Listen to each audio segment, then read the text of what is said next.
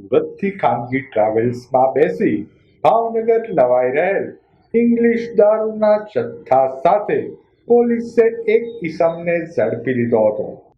રત્નગર police મથકનો staff પેટ્રોલિંગમાં હતો તે દરમિયાન મળેલ બાતમીના આધારે સુરતથી ભાવનગર તરફ આવી રહેલ રવિરાજ ટ્રાવેલ્સની બસમાંથી બે થેલા સાથે નીચે ઉતરેલા ઈસમને અટકાવી તેની પાસે રહેલ થેલાની તલાશી લેતા ઇંગ્લિશ દારૂની 46 બોટલ મળી આવી હતી. ઇંગ્લિશ દારૂના જથ્થા સાથે પોલીસે હરેશ ગોબરભાઈ ડાભી રહે સુરત ઉત્તરાયણવાળાને ઝડપી લઈ વધુ તપાસ હાથ ધરી હતી.